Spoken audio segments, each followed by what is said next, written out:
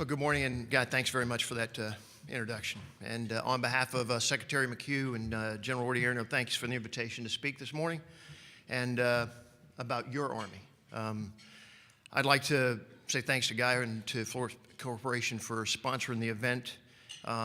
Also, it's always great to see General Crozen, General Craddock, former Vice Chief of Staff of the Army, and General Wagner here today, and Sergeant Major of the Army Preston, and many others. As I look out in the audience, I see many former senior Raiders and peers, so it's a little intimidating to be up here because I probably disappointed most of you more than one or two times, but as typically in the G-3 business, you just try and persevere and somehow or another things happen. I'd also like to recognize our industry partners, all of you here today, for what you do for our soldiers, our families, and our Army.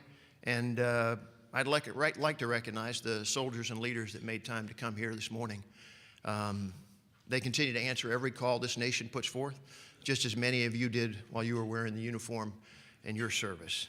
And on behalf of all of us today here, I'd like to thank this forum and Congress and the congressional staffers for your support of our American soldiers, civilians, and families.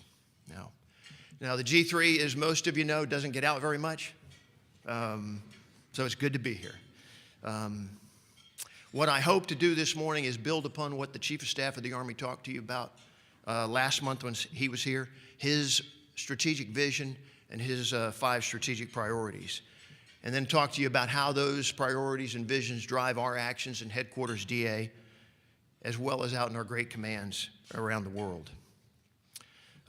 While I try to move towards that objective, I just remind everybody that the G3 rarely pleases everybody. Often in the G3 world, there is some measure of success that is said, if you equally displease everyone, you're doing your job very, very well. So I hope to do a little bit better than that this morning as I try and run through a couple of quick topics for you and then transition it over to questions as Guy was talking about. Last month, the Chief outlined his path forward for the Army of 2020, post this war. The initiatives, the processes that we're engaged in to prepare for the future. To do so, like I said, he laid out his vision and his 5 priorities. I won't go over them, but I have brought forward the publication of Waypoint 2, which he specifies that in pretty succinct detail. If you'd like a copy, there's some forward, but obviously you can get those on the Chief of Staff of the Army's webpage. He also talked to you all about what Congress, AUSA, and industry leaders would have to do. They will be instrumental in terms of moving forward to build our Army post-2025. Now, I'm reemphasizing the importance of the Chief's vision and his priorities because it's vital that we stay focused on this narrative for the future. Obviously, time and resources are critical, and my job as the G357 is largely to ensure that folks are focused as we try to move towards accomplishing the Chief's intent. Now, I know I'm just a has-been infantryman, but I can tell you I know that one of the critical 5 elements of accurate fire is target location, and I am focused on that Waypoint 2, and that is my target as I try to help the Chief synchronize and prioritize resources across time so that we can, again, meet his intent. I'll try and show you how we're going to support this strategic priority and offer some examples along the way. But first and foremost, I'll just reiterate what many of you certainly know. Our Army stands ready today to fight and win our nation's wars. We've entered the 13th consecutive year of combat, and approximately 1.5 million soldiers have moved through Afghanistan and Iraq. And our adaptive and innovative, as the Chief highlights, soldiers and leaders have been essential in shaping the complex world that we live in today. And indeed, as was mentioned in the Secretary of Defense's remarks earlier this week, it's a world which is growing more volatile, more uncertain, unpredictable, and in some instances more threatening to the United States. Our soldiers are forward just because of that reason today, at the tip of the spear, not just in Afghanistan, but around the world. The Chief's priority of globally responsive and regionally engaged is an example of that. In some instances, they're conducting prevent and shape military operations, such as theater security cooperation and building vital partnership capacity with our allies. In other instances, they stand ready as crisis response forces, like the great 2nd Brigade Combat Team and the 1st Infantry Division, or BCT that's regionally aligned to AFRICOM. In the recent South Sudan crisis, on very short order, with forward deployed elements in Djibouti, responded to the South Sudan embassy, bringing security back to that critical piece of infrastructure. But those examples are happening around the world everywhere today. Now, currently, there are approximately 66,000 soldiers deployed and over 85,000 soldiers forward stationed. And they're supporting the combatant commanders with regionally aligned and mission-tailored forces, as the chief often speaks about. Now, I'll speak more to that here in a moment, but I'd like to make my second point, and I'm sure it's one that many of you are very familiar with. Today, we are certainly challenged in readiness. The current demand for our Army forces places a huge premium on readiness for all the combatant commands. These demands and recent fiscal constraints have put us in a position where we have to prioritize our readiness build, with our first priority always being those soldiers and units we prepare to deploy into combat. However, just as I mentioned, we're answering the call in all of the combatant commanders with forward deployed and stationed soldiers. And we do have a readiness challenge in terms of what we call decisive action training, to be able to respond across a full spectrum. While we are doing many of those, what we call phase 0, phase 1 pre-crisis engagements, that's consuming some of our readiness. What the chief has done is asked us to mitigate that in the near term by focusing and building an Army contingency force package. Many of you heard about it. We initially started talking about this as a 2-2-2+1. For everyone out there that is old verbiage, we have moved beyond that because we have found some additional resources. Unfortunately, that will come at the cost of some other units with lesser priorities, but we've changed that terminology to Army Contingency Force. It is not a new force generation model, although we are working with FORCECOM and the commands to build a new force generation model. It's probably intuitive to all of you that with a smaller Army, we're going to have to relook at how we produce readiness. And our current model, it may survive, but we're going to look at several others of, do we reset, then we have train ready and available that would work across a specified period of time. We think we're going to have to condense that, but we're reviewing many options, and we'll take those to the Chief of Staff of the Army.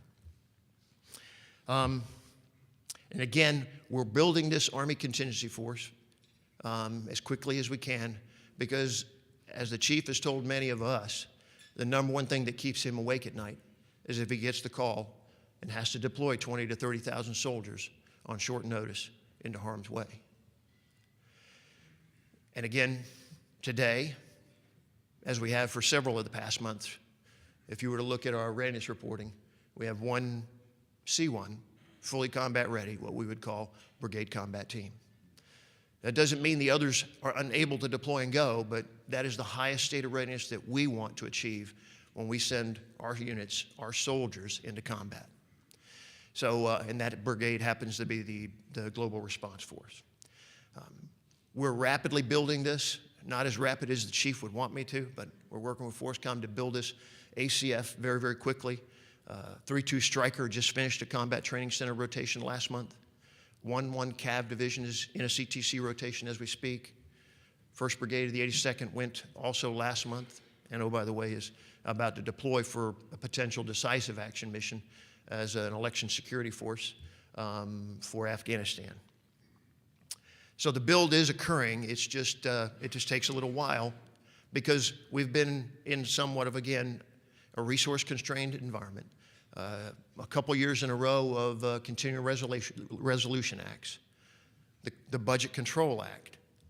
And even with this focus, it's going to take us many years to build the readiness we want and to maintain the balance, the key balance between end strength, readiness, and modernization, which is critical to be able to sustain a predictable amount of readiness over the long haul. Now, again, with Congress's help, in the FY14 budget, we've been able to restore 19 combat training center rotations this year. 13 of those rotations will be decisive action rotations. The remainder will be focused on security force assistance for our deploying brigade combat teams to Afghanistan. Important to note, because we had to take a pause this year. One of those combat training center decisive action rotation will be for the Army National Guard, and we're proud to be able to get the 86th Brigade Combat Team out of Vermont into the fight. And that Brigade Combat Team is no stranger to deployments, by the way, also. Unfortunately, the question for us is we think we can still sustain that in FY15, as we've been able to look at what the resourcing will be. So another 19 Brigade Combat Teams probably rotating through the combat training centers. But in the 15 budget, where we take some more significant risk is in our multifunctional training formations, our formations that require multifunctional training. And as many of you know, I mean, those are the forces that provide the combatant commanders with theater opening packages. Those are which are critical if we have to introduce land power into the AOR. And those are also the critical forces which provide the combatant commanders endurance. And that's what the Army brings to this. The ability to sustain for the long haul, should that be required on the ground. And all I know, some speculate that there will be no more long wars. I can only comment that every prediction has been wrong we've made to date. So we have to be able to be prepared to be able to do that. So we do have some challenges. And the real concern is we look ahead is what will the 16 budget require?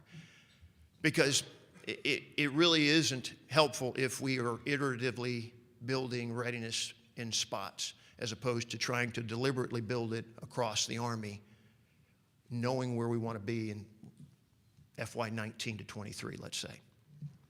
Because we believe under the current balance, it's going to take about that long, and I'll speak a little bit more of that later.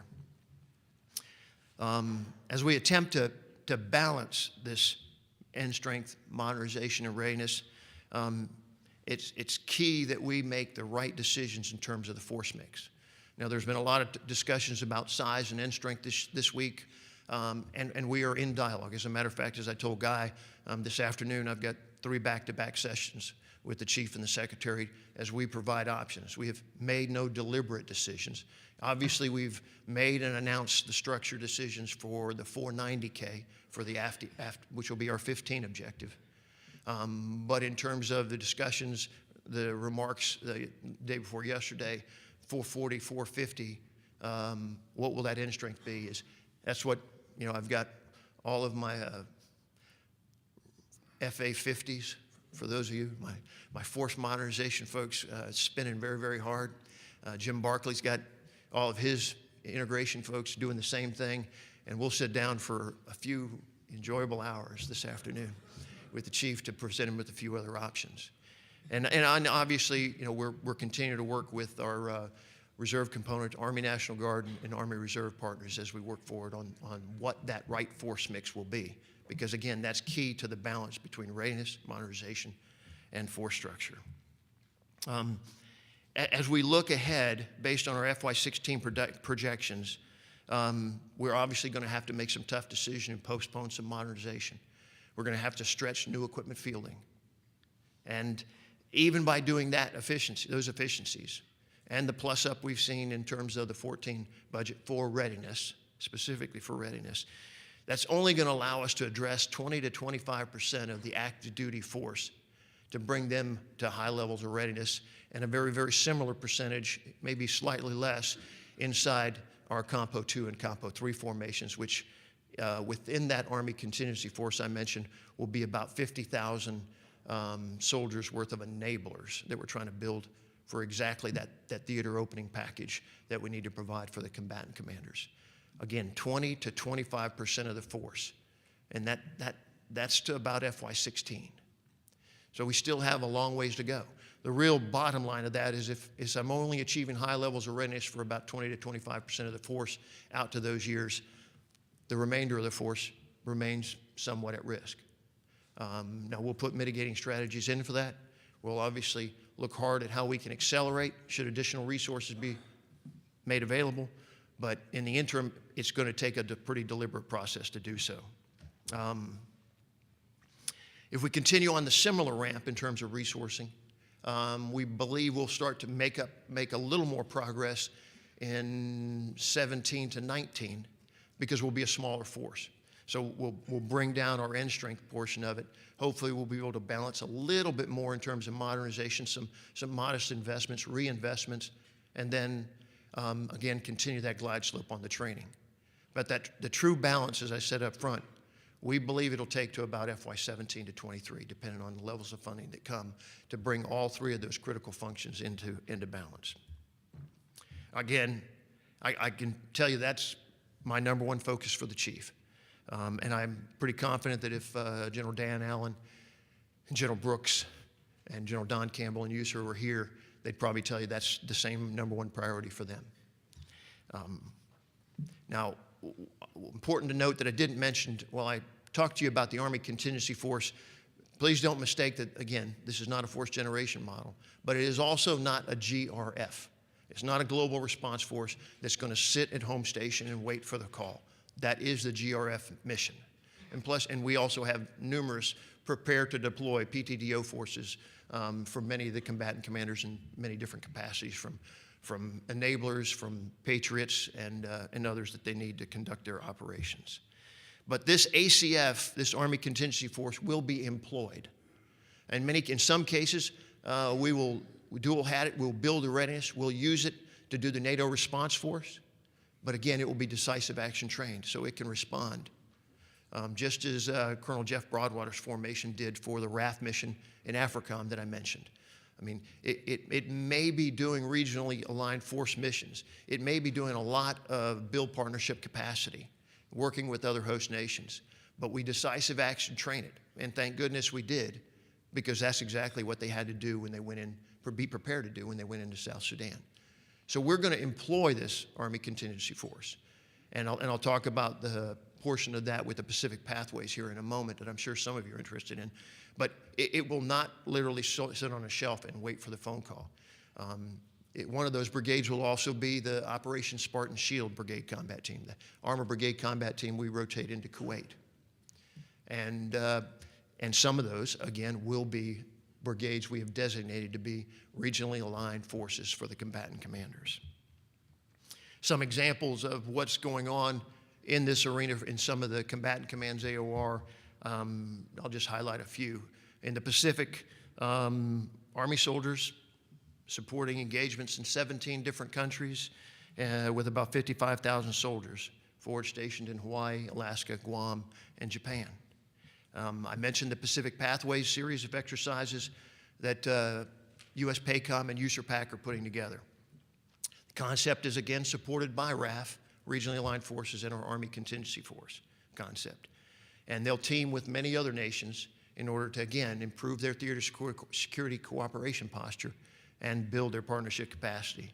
The example there is 2nd Stryker Brigade, 2nd Infantry Division, and Army Contingency Force package pool will go to a combat training center rotation this summer, and then they will redeploy from the National Training Center, and then they will make their way on a Pacific Pathways exercise series that takes them to Indonesia, Malaysia, and Japan.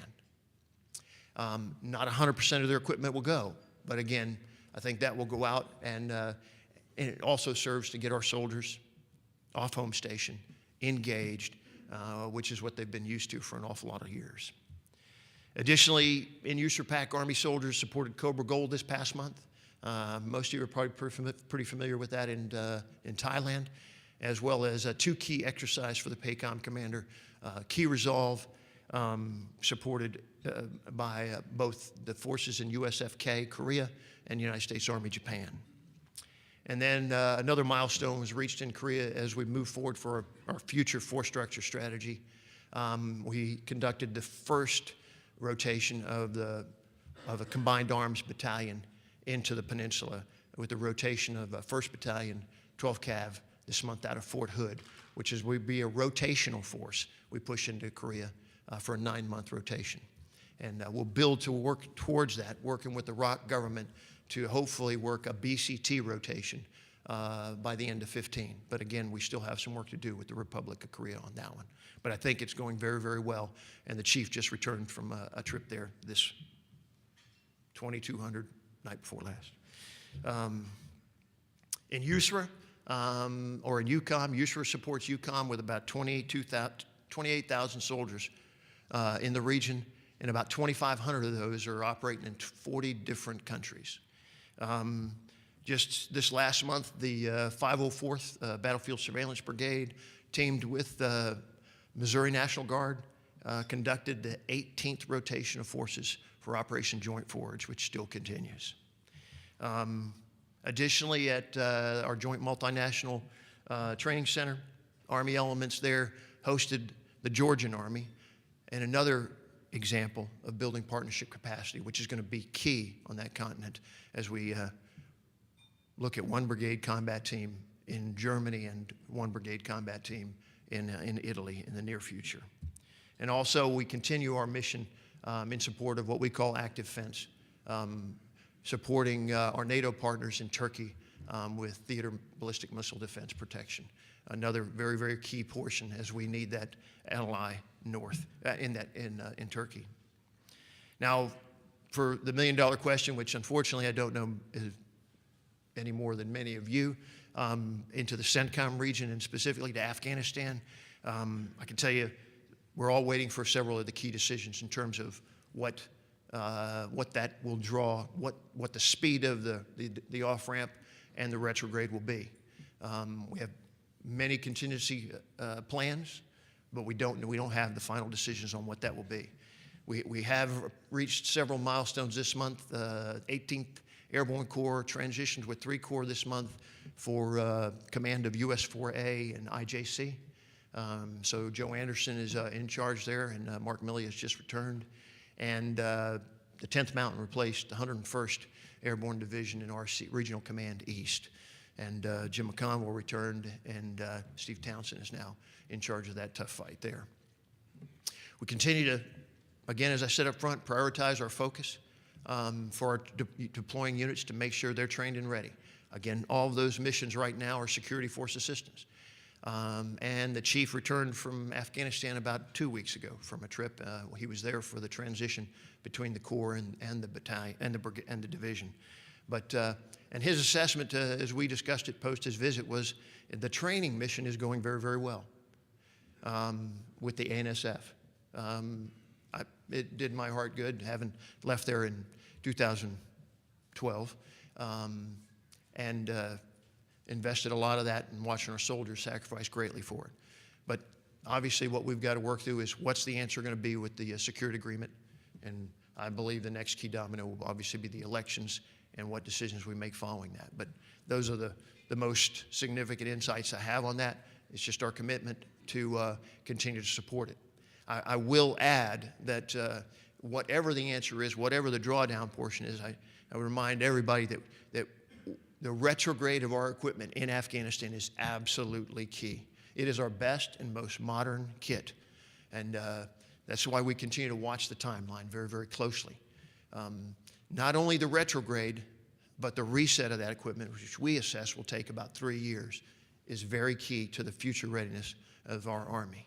Now, we've been given some funding for the retrograde, and we continue to work with everyone involved in terms of the reset funding ahead on that, because, once again, our best and most modern kit there. So when those say, well, just leave it there, I don't think that's a good option or very fiscally responsible. And for those of you who have been there, the worst picture, and the chief actually talked to us about this when he came back, the worst picture would be, for those of you that might have been in Kandahar and other places, there are literally graveyards of tanks, Russian tanks that are sitting there. And it presents a pretty bad image in terms of how we would to leave. So it again, that's why it's our primary focus, to be able to get those key decisions. And I will tell you there are more permutations and branches and sequels in terms of how we'd execute that than I can describe. But it has our attention. Now I'll kind of transition here and try to make my get off the stage pitch and turn it over to questions, but I would like to tell you I've only hit the tip of the iceberg in terms of what we're doing for the combatant commanders. I mean, there's obviously a great deal more. And I have tried to emphasize our focus on readiness. And I just tell you that that is my number one priority. I've said it many times. We remain engaged around the world today. We are providing capacity to the combatant commanders.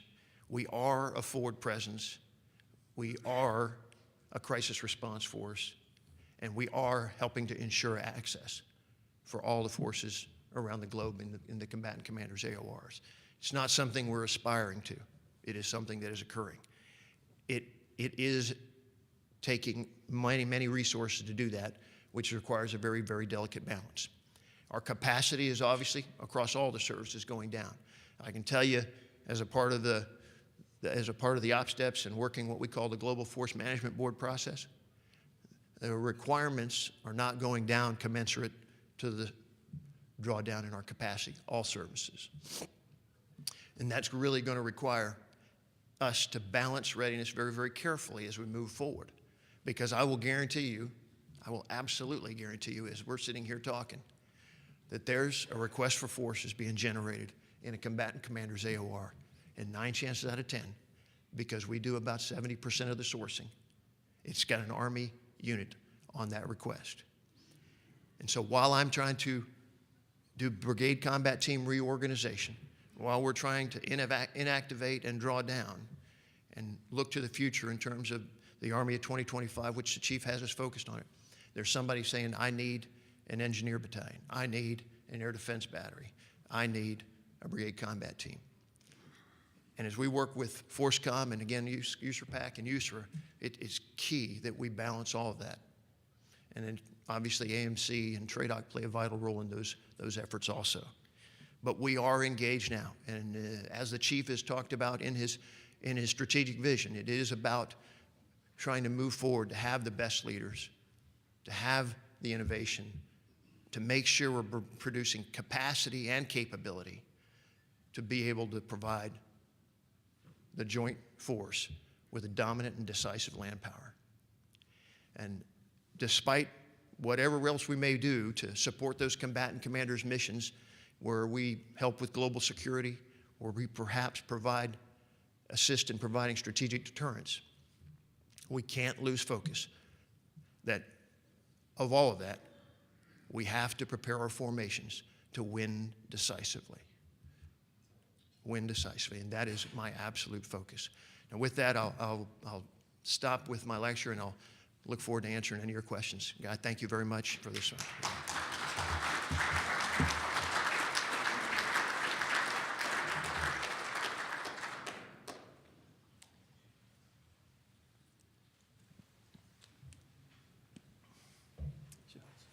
It's not fair when a battle buddy asks the first question. Come on. Hey, sir. Jeff Buchanan, MDW. Just a brief question. You talked about the Army's contributions to combatant commanders. I think all of us really understand the tremendous strides we made over the last 12 years in achieving joint integration. Now, as we look at reduction of resources, force structure pressures on all the services, one possible natural tendency is for the services to retreat and get defensive and try to defend their own. And so I'd just like to get your sense on how we're doing. Are we maintaining our ability to fight as one team, or are we headed in the wrong direction on this? Okay, it's half full. It's not half empty. I'm not. Jeff, thank you. We hit the nail on the head. I mean, that could be the, as I call it, the natural tendency. Folks would, times are tough. I go to my neutral corner and I'm on guard. I will tell you candidly, we are talked to about this often, not just by the Army leadership, but by the chairman. And I don't see that. I think an example of that in terms of the way ahead is our cooperative work across the services and what we want to call air-sea battle. A major component of air-sea battle is strategic land power. TRADOC has a lead for us Obviously, the G3 is tied into that. But as we set in the forums to talk about air-sea battle, it is nice that a lot of folks will go out and do the A2AD mission, and we'll make sure we have the correct ADISs, and we can the other services can do their missions. But ultimately, we've got to put boots on the ground. I mean, there's the joint entry concept portion that's being worked, and as we are working this bubble, again, strategic land power will be the key to that. As I said, in every AOR, we represent the theater opening packages for the introduction of combat power for the combatant commanders. And our Army forces are the endurance leg of that vital machine. And we do provide the capacity to sustain over the long haul, just as we did in Afghanistan, just as we did, or doing in Afghanistan, just as we did in Iraq. So we continue to watch that. And to be honest with you, I mean, the chief asks us to do the same thing inside the Army with all of our compos. Just watch that. I mean, what we should be trying to do is build the best total force. And I'm sure the chairman is absolutely committed to do the same thing in terms of the joint force. Thank you, Jeff. Ellen Mitchell, Inside the Army. You mentioned in your speech that there's been talk that active duty numbers could go from about 490, which was projected, to maybe 440 or 450. If that happens, what exactly is going away? What capabilities are you losing? What can the Army not do? And then if sequestration does stay in place and the number drops to 420, why is that number so unacceptable? What does the Army lose when you get to that number? Okay, there's the easy question of the day. Thank you. So we'll try and talk to 450, 440. I would tell you, as I told Guy and several at the head table this morning, that's part of that is exactly what we're going into. We have been doing some meetings ahead of time, and we continue to push forward with the chief and the secretary to make more decisions on that. In terms of the 440, 450 number, we like the 440 number, 450 number, obviously, for the active. And again, it's important to talk about all compos as we look at that one, and associated with that 450 number, what we'd optimally like to see is and I believe the Secretary of Defense talked about it, is a 335 for Compo 2 National Guard and 195K for Compo 3 in the Army Reserve. What that force structure mix is key. It is, what do I need now? What do I need ready now in the active component? What I'll need to be able to mobilize and access for a longer fight in terms of the other components. And in many cases, some of the other components, Compo 2, Compo 3, need to also have forces ready to go very, very quickly in support of the combatant command's O plans. It's a delicate mix. I'm trying not to give you a soft shoe, but I don't know the exact number of BCTs that we're trying to focus on. I can tell you that with the 450 number, we believe we're pretty confident we can stay at 10 divisions, which is pretty key when we look at what we'd have to do in terms of another large-scale land war, despite some folks' speculation that there may not be one. I would tell you that the divisions, and some people say, well, why would you need 10? And I kind of remind them, well, I've got 2 in Afghanistan. I've got 1 in Korea. I've got 1 in Jordan that a lot of people don't know about, but that's another part of our regional aligned forces. And I potentially have another one on that RFF I was talking about going somewhere else here very shortly. Well, if I got 5, requirement for 5 just any given day, I've got to have some ability to rotate. And then I didn't put on the docket, what we've asked the 82nd Airborne Division to do in terms of being that global response force headquarters to be able to deploy. And currently today, that headquarters serves also as the JTF headquarters because 18th Airborne Corps is deployed. So it's a very tough mix. But the harder part of the question is what makes it so untenable if we go to the 420 force. All I can tell you is the analysis we're doing is all based upon the Defense Strategic Guidance. 11 missions, 10 of those directly related to the United States Army. That document is still alive and well, as was spoken to by the Secretary of Defense. The missions associated with the Defense Strategic Guidance would, I believe, place our readiness to be able to accomplish those tasks at high risk, very, very high risk, perhaps even undoable. That said, we haven't been given that final answer yet, and what we're hoping is by FY16, we'll be able to reach another solution, and that 420 number will not become a fact, an aim point, if you would. Thank you. General, good morning. Denny Lewis with Harris. Can you address your modernization priorities given the requirements and the constraints that you're working under? I'm not well versed enough to give you the whole, but I can tell you, obviously, the centerpiece still remains for the Chief and the Secretary of the Soldier, and focused on those. The ability to equip the soldier, the improvements we've made since we began this war is phenomenal.